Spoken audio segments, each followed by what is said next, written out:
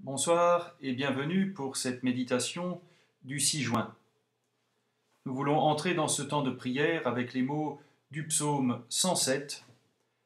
Et une fois n'est pas coutume, il ne sera pas psalmodié à partir du texte biblique, mais je vais chanter la version du psautier Huguenot qu'on trouve dans le recueil Alléluia, au numéro 107, la strophe 7. Dieu rend le sol fertile, ou planter un verger, ou bâtir une ville, abriter l'étranger. Il donne à l'affamé du pain en abondance, il soutient l'opprimé, il est sa délivrance.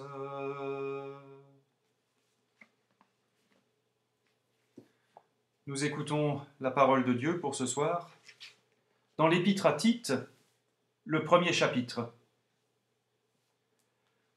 De la part de Paul, serviteur de Dieu et apôtre de Jésus-Christ, j'ai été chargé d'amener à la fois ceux que Dieu a choisis et de leur faire connaître la vérité, conforme à la foi chrétienne, pour qu'ils possèdent l'espérance de la vie éternelle.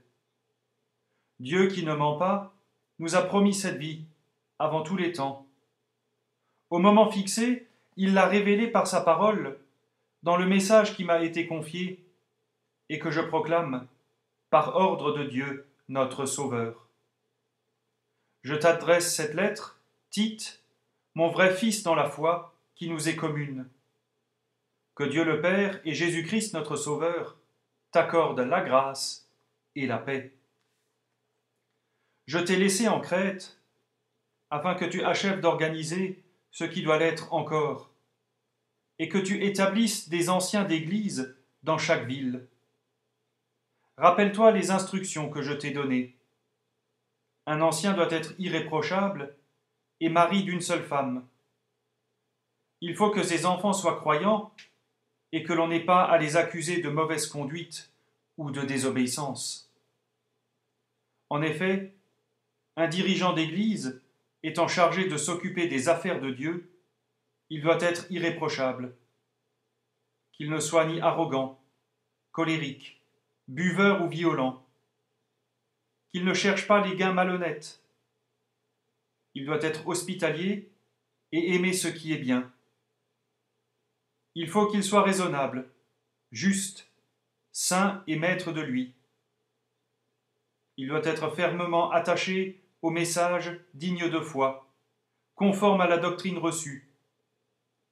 Ainsi, il sera capable d'encourager les autres par le véritable enseignement, et il pourra démontrer leurs erreurs à ceux qui le contredisent. En effet, il y en a beaucoup, surtout parmi les chrétiens d'origine juive, qui sont rebelles et qui trompent les autres en disant n'importe quoi. C'est un de leurs compatriotes, un prophète, qui a dit « Les Crétois ont toujours été des menteurs, des méchantes bêtes, des paresseux qui ne pensent qu'à manger. » Et ce qu'il dit là est la pure vérité. C'est pourquoi adresse-leur de sévères reproches, afin qu'ils aient une foi juste, et qu'ils ne s'attachent plus à des légendes et à des commandements d'hommes qui se sont détournés de la vérité. Tout est pur pour ceux qui sont purs, mais rien n'est pur pour ceux qui sont impurs et incroyants, car leur intelligence et leur conscience sont marquées par l'impureté. Ils affirment connaître Dieu, mais leur action prouve le contraire. Ils sont détestables, rebelles et incapables de faire aucune action bonne.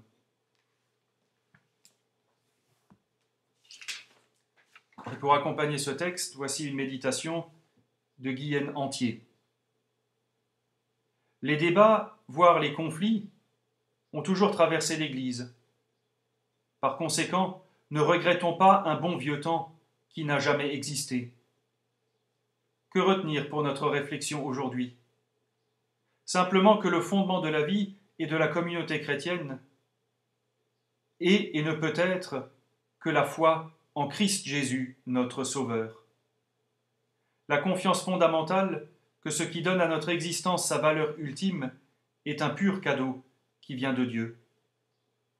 ce qu'Adieu nous purifie de nos vaines tentatives de nous purifier par nous-mêmes, à force d'observances religieuses ou morales, ni de toutes les hypocrisies. Tout est pur pour ceux qui sont purs, c'est-à-dire purifiés par la confiance qui vient de Christ. Si ce fondement est bien en place, le reste suivra. Et nous voulons répondre à cette parole avec les mots du Magnificat. Le Seigneur fit pour moi des merveilles, saint est son nom. Mon âme exalte le Seigneur, exulte mon esprit en Dieu mon Sauveur. Il s'est penché sur son humble servante, désormais tous les âges me diront bienheureuse. Le Puissant fit pour moi des merveilles, saint est son nom. Son amour s'étend d'âge en âge sur ceux qui le craignent. Déployant la force de son bras, il disperse les superbes. Il renverse les puissants de leur trône. Il élève les humbles. Il comble de bien les affamés. Renvoie les riches les mains vides. Il relève Israël son serviteur. Il se souvient de son amour, de la promesse faite à nos pères, en faveur d'Abraham et de sa race à jamais.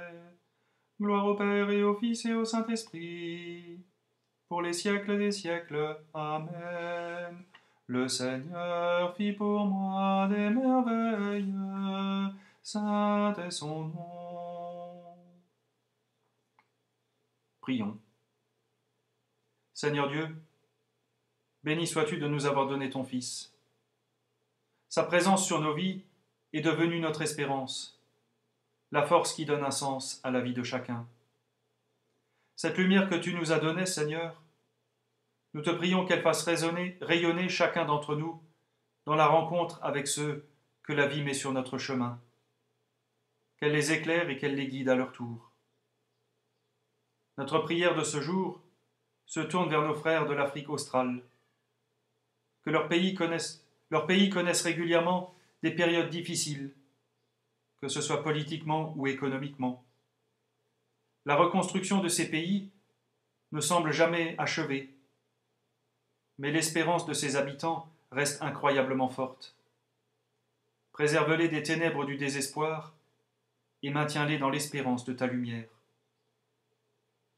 Et ensemble nous pouvons prier, notre Père, qui es aux cieux, que ton nom soit sanctifié, que ton règne vienne, que ta volonté soit faite sur la terre comme au ciel. Donne-nous aujourd'hui notre pain de ce jour. Pardonne-nous nos offenses, comme nous pardonnons aussi à ceux qui nous ont offensés. Et ne nous laisse pas entrer en tentation, mais délivre-nous du mal, car c'est à toi qu'appartiennent le règne, la puissance et la gloire, pour les siècles des siècles. Amen.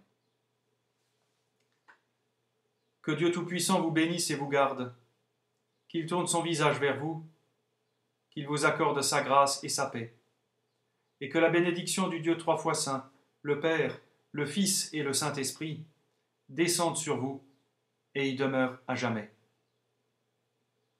Amen. À toutes et à tous, bonne soirée